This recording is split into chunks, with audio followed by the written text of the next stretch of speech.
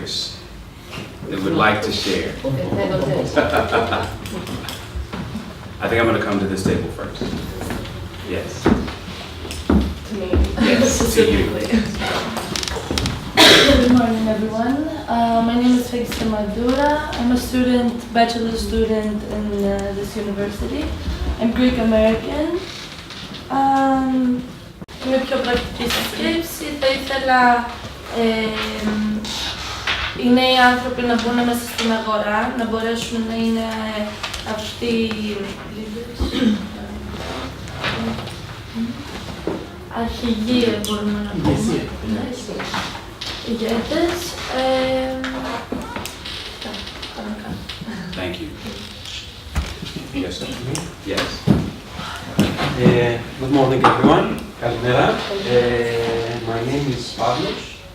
I'm Greek, and I used to be a journalist. Currently, I'm unemployed. I would say that my primary skills in contribute for a better vision would be the skills of communication, obviously journalism. Although I taught international relations and economics in the past, I do strongly believe that my important skills right now are those two mentioned. You mentioned about the problems that we are facing in order to achieve all these goals. The problem is, the main problem that we have in Greece is there is no, except for democracy, we have a very big lack of democracy. Moreover, we have, the problem is, our question is who listens and who cares? And I don't, even if I am a journalist and I don't want to launch a debate, earlier although I think that the representative from the mayor's office is not here.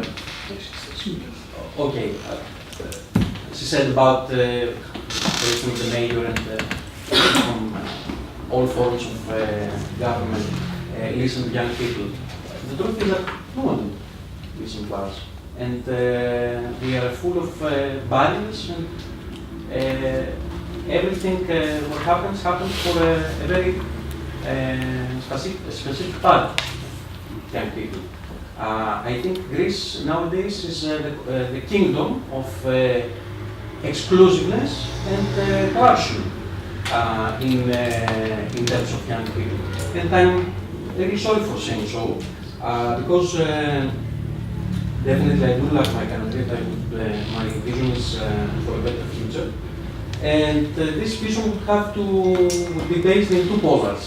The polar of society, the society of solidarity, the society of opportunities for equal opportunities for everyone, the society with no racism, and the polar of government, a government that is safeguarding dignity, because if you ask the vast majority of Greek people nowadays, they will tell you that we are not living in dignity, and this is a very big shock. Democracy, and when democracy is under question, like nowadays, with the example of Golden Dawn, like Mr. Polopani mentioned before. So when democracy is under question, what we need is simply more democracy. We need to deepen democracy. And this is an issue for Greece right now. And unfortunately, nowadays, we have a very serious crisis in our democratic system.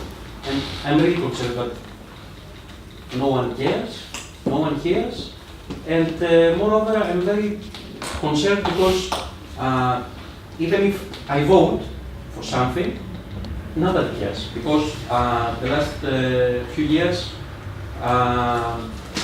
in the parliament, even the member of parliament do not vote, just the government brings some special legislation without be voting. So, even in terms of indirect democracy, we don't even have this. So the question is, who listens and who cares at the end of the day? And let me ask the question, how many of you in the room believe what he just said? That very few people listen that very few people care, and that the democracy is weak? All of us. All of the above, and almost all of you raised your hands. Let me ask this. Do you believe that there is a sizable force or group or organization or person who is truly fighting for that better democracy, for people to be heard? No one. No. No one. At the moment, no one. I didn't hear about it. Does anyone else? I think there's a difference between public and private here. Okay.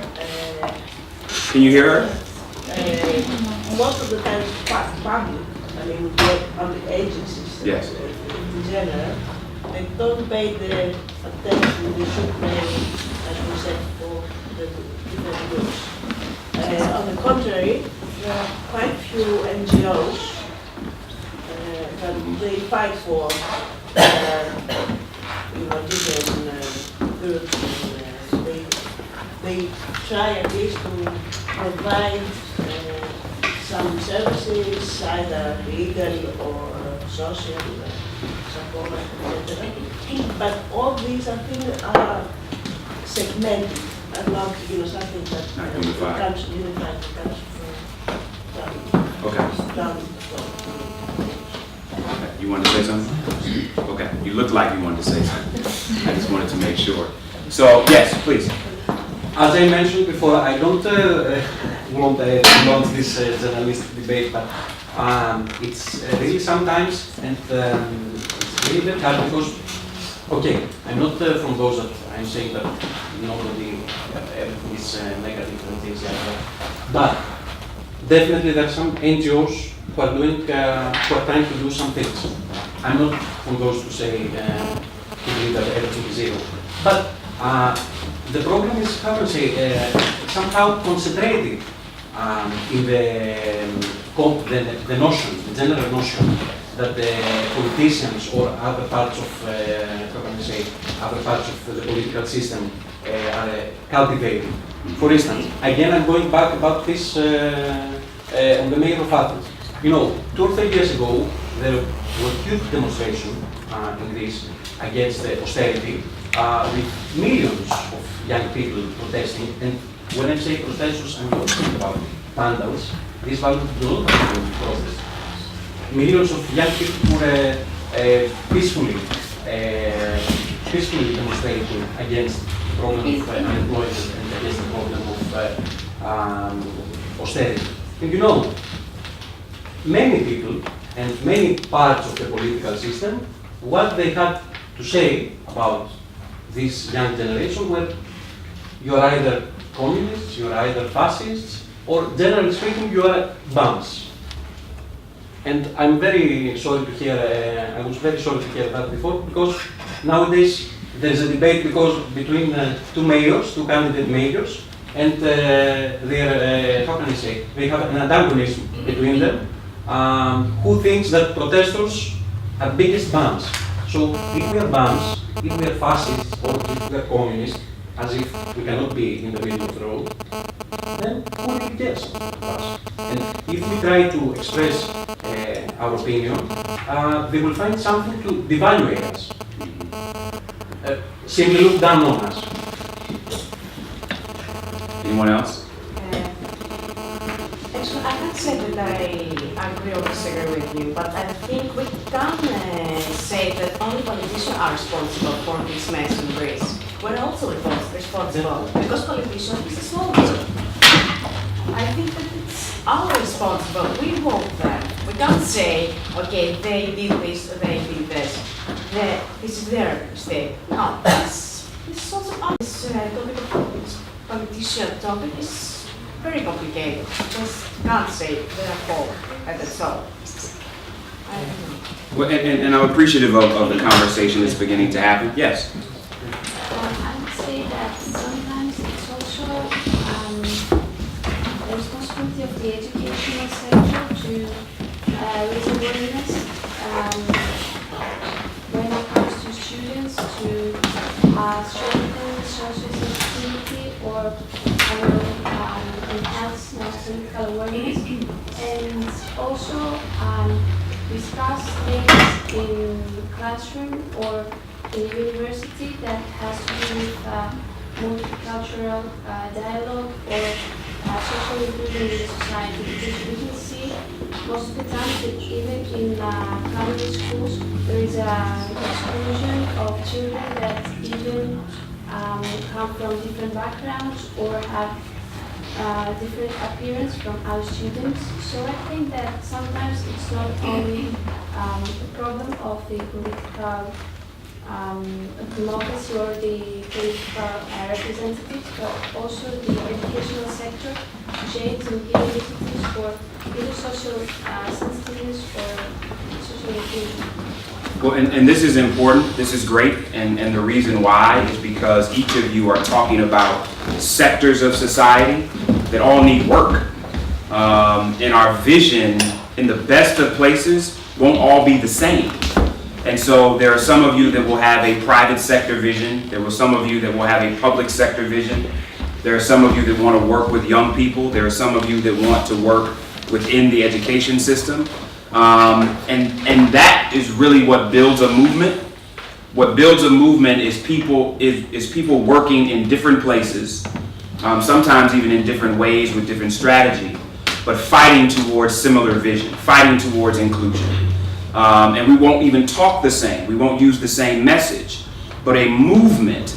And that is really what I've heard some of you say Greece needs. And not a pretend movement that has great signs and, great speeches and a wonderful logo and a flag. But a movement is sometimes more pervasive than that. A movement is something that doesn't always have a title on it. The most successful social political movements in the world weren't those that had a party and a banner. They were those where people changed how they spoke to each other, how they did business with each other, the kind of policies that they supported.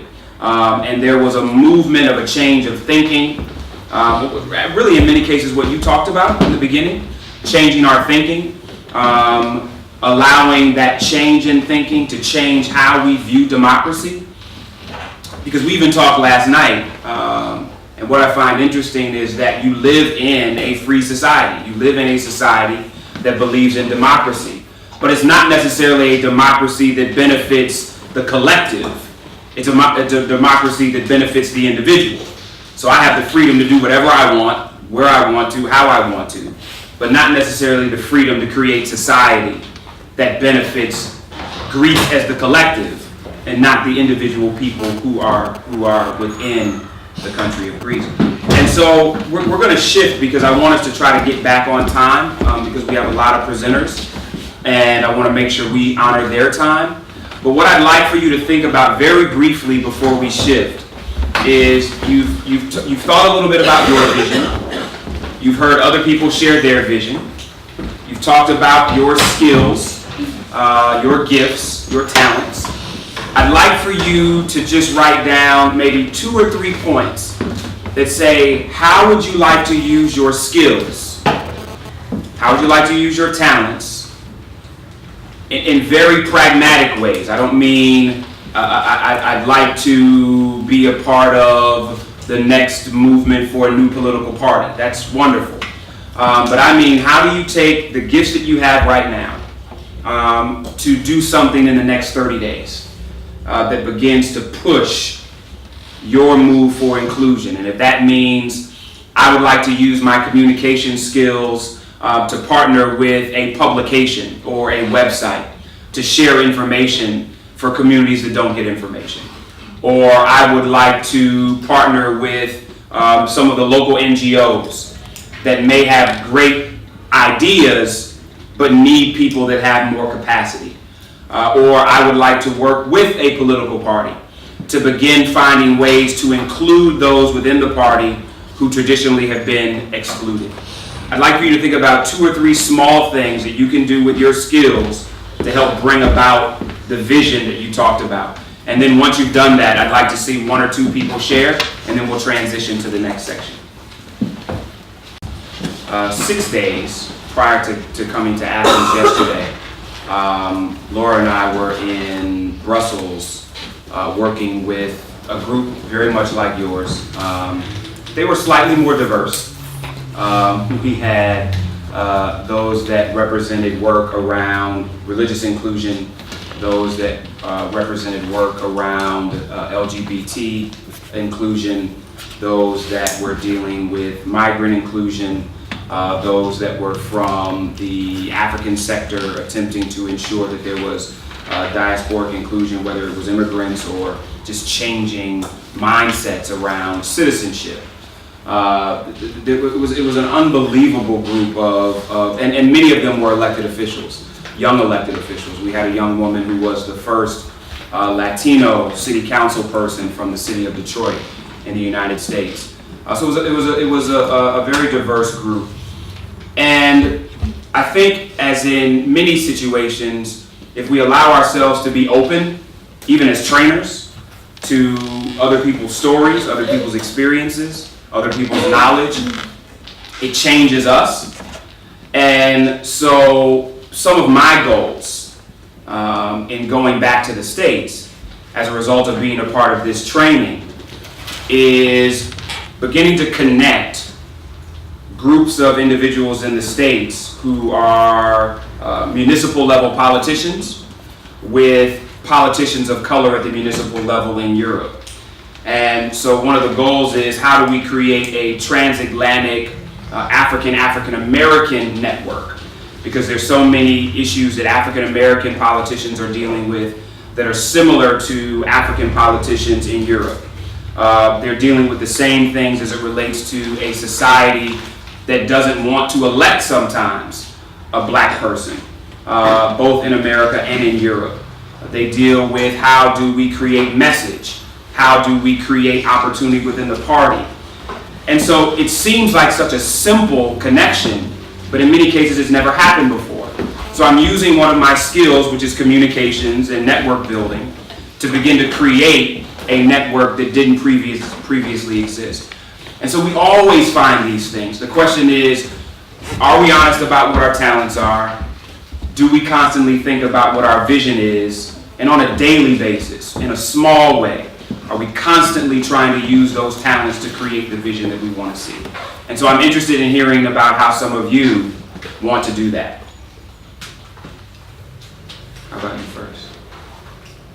Well, I plan to continue supporting the NGO I'm part of, Excelsis. Tell everyone your name first. I'm sorry. I'm sorry, I'm Electra, and I have studied French literature and international relations. And I work at the Excelsis Institute, and I support the actions as like this one. Thank you. Someone else? Yeah. So I would say that I would go locally, because I really believe that if we all engage in issues of common concern, we can work together. So, for example, I initiate people to organize local dialogues with a multicultural character, so all people will be included. I would ask for more advocacy and training in schools, again locally, and I would bring together families from different backgrounds, again in local levels, so that we would see that as a municipality or a small community, people even from different backgrounds can work together. That's fantastic. Very practical. Tell me what a first step might look like for any one of those three. What would one of the first steps be? Maybe a call. No, maybe I would go first of all in a school, because children can initiate parents as well. Okay. That would be my first step. And I know I didn't ask you all to write those things down, but I thought those were fantastic. But the first step is sometimes the hardest step. And so even when you think about how you'd like to do it, think about what that first step would be. Because a lot of us don't start because the first step seems so difficult. So whether it's a phone call or whether it's a meeting or whether it's asking someone for help, think about what the first step is. Normally, once you take that first step, you continue to move forward. Me. Yes.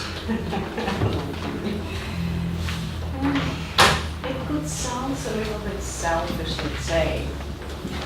But it's like because I was for a few months I'm unemployed, so I would like to find a job in an international company. It will be with Russian, I don't know, because I want to stay in touch with the Russian culture because I'm Russian. Yeah. And also I want to learn more stuff, so it doesn't matter what it could be. It could be technology, it could be different nature. Something like this. I didn't write something in global, like say, like help society or like No, this. both are very important. I don't think anyone would think it's selfish to have a job.